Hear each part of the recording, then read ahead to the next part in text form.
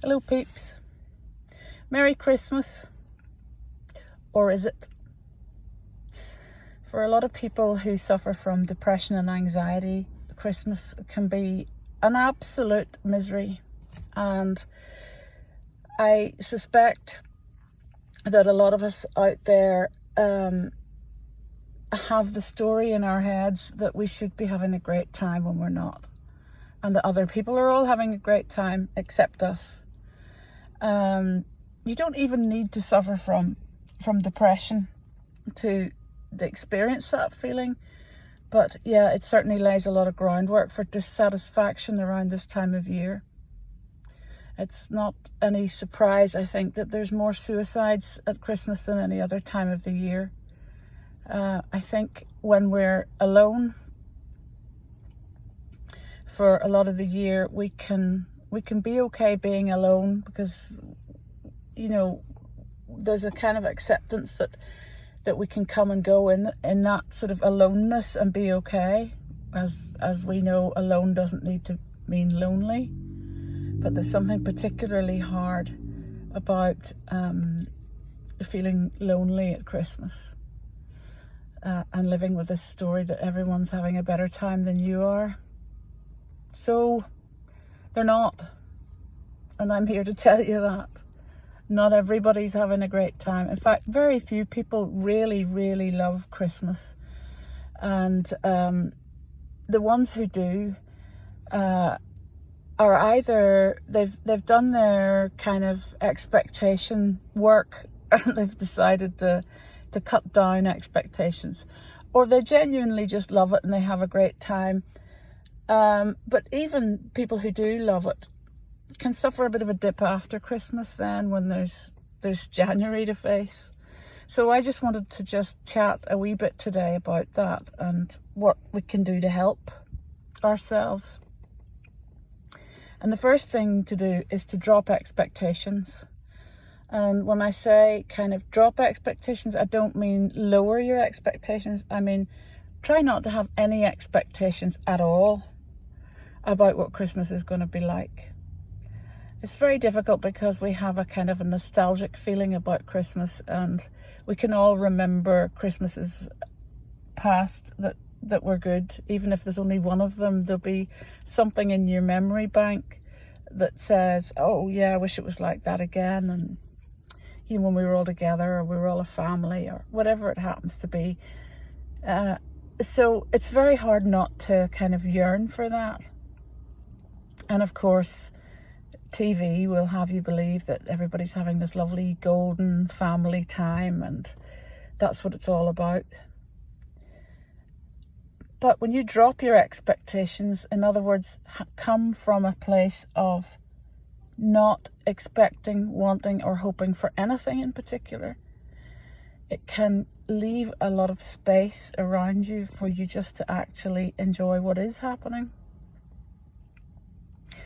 And I think when you drop an expectation and you just say, let's see how this is going to go, you broaden the scope of things that are going to make you happy. So it doesn't have to be turkey dinner, and it doesn't have to be all your favorite people, and it doesn't have to be the best movies and the best company, and it doesn't have to be any of those things. It could be a really nice walk out in a sunny, crisp winter afternoon. It could be a FaceTime chat with one of your best buddies. It could be lighting the fire and eating Quality Street in front of your favorite movies. There's all sorts of different ways that you can enjoy or even just tolerate the festive season. And I think what works for people in a state of depression is to pick 2 or 3 things that you love or loved about Christmas when you weren't depressed.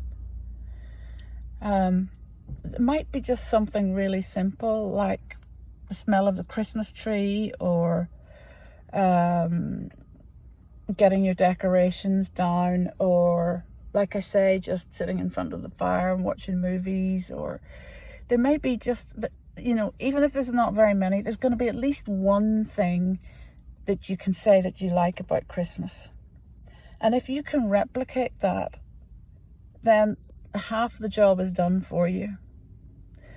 So if you're on your own, you have, even though you think, you'd rather maybe be with people and you don't want to be lonely, actually you have full permission to do exactly what you want at Christmas. Absolute full permission. Nobody wants anything from you. You can completely shut the doors and binge watch Netflix, or you can go up to your attic and sort out photographs from years ago and remember nice times. You can do nothing, or you can do everything. So rather than thinking of being alone as lonely, if we can kind of reframe that and think, gosh, I have the luxury of doing whatever the hell I want, and really take advantage of that. So, of course, most of us have obligations that we need to fulfill. We've got relatives, in-laws, kids, grandchildren, partners who do love Christmas and have an expectation of us to deliver for them. And it's absolutely a kind of a given that we have to reach out a bit to other people in those circumstances, but we don't need to reach out so much that we're sick afterwards and we're tired and we're anxious, and we end up having a meltdown on Boxing Day because we just can't cope with another relative or another stupid conversation or another disappointing gift or another round of making turkey sandwiches. So in that case, what works for people is to be very aware of your triggers that upset you at Christmas. And a lot of that, for a lot of people, that's a lot of hard work. It's a lot of energy spent, and it's a lot of money spent. And those two resources, well, they're finite, aren't they? And they need to be limited. So when somebody says to you, oh, I really love you to come over for such and such, it'll be really great, you can say no. It's all right to say no.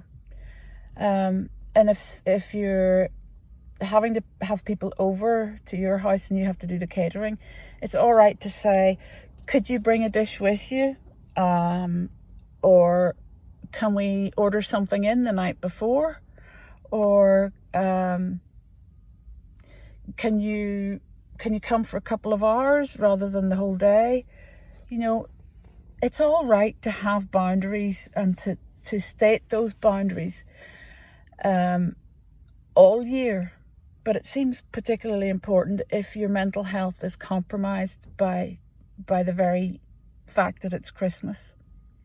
That we have to be able to say, you know what, I'd like a lie-in on Christmas morning. Or I don't want to have to cook 4 courses for Auntie Mary when I don't really like Auntie Mary. And we're inclined to subject ourselves to a lot of guilt if we don't get it right. And we have to step away from that. And we have to put ourselves and our own mental health and happiness first. We just have to do it because nobody else is going to do it for us. And I think the best way of doing that for ourselves is to pick those few things that you love to do at Christmas. Things that you loved, past tense, to do when you were a kid. Even if it's 5 minutes of playing a game with one of your best friends, if you can invite somebody around and have a laugh with them. If you can watch an old childhood movie that you used to love. It doesn't matter really what it is, and it certainly doesn't have to be festive. I remember one year that my sister and I decided that we didn't really like turkey, so we were going to spend Christmas together and have our favourite food, and at that particular day it was pancakes. So we sat and ate a load of pancakes for Christmas dinner, and we watched a whole lot of old crap on TV and laughed and just had a great time. There's a sort of a feeling of, oh gosh, I can't do that. people are expecting differently of me, or I can't do that. Sure, you don't do that at Christmas. Well, to hell with it. You do it at Christmas if it's right for you and if it's going to help you through the season. And one last thing that I feel personally is very important to do over the Christmas season, even if you aren't suffering from depression, and that is have something nice to do in January. Have something in your calendar that you're really looking forward to. Really treat yourself. If you can afford to, go away for a couple of days. If you can't, go and book nice seats at the cinema for yourself for a movie that's coming up, or plan to go and see a friend that you just love and you haven't seen for ages. But have things in your diary for January, possibly even February as well. It's absolutely crucial that you have something to look forward to. And there's such an anticlimax feeling in January for a lot of people that it can be just too much. And our happiness depends largely on what we're looking forward to. And I know that people will generally think that our happiness depends on what kind of a past that we've had, but it's more reliant on what we've got penciled in for the future.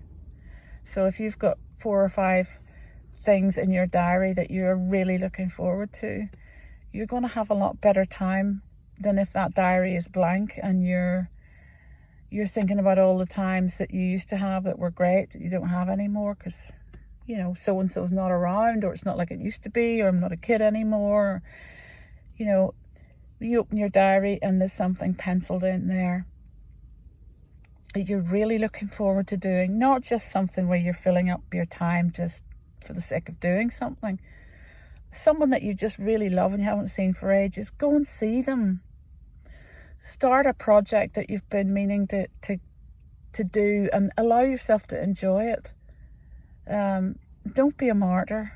Don't be a martyr before Christmas, during Christmas, and certainly not after Christmas.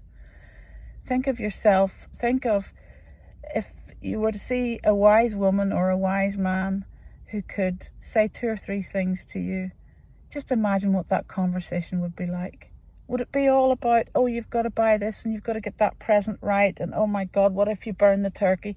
Or would it be, just love yourself and love others and find something really beautiful in the season that you can do for yourself, even if it's just one thing? So it might not be a Merry Christmas, but have a bearable Christmas and have a loving Christmas. Don't forget to love yourself first.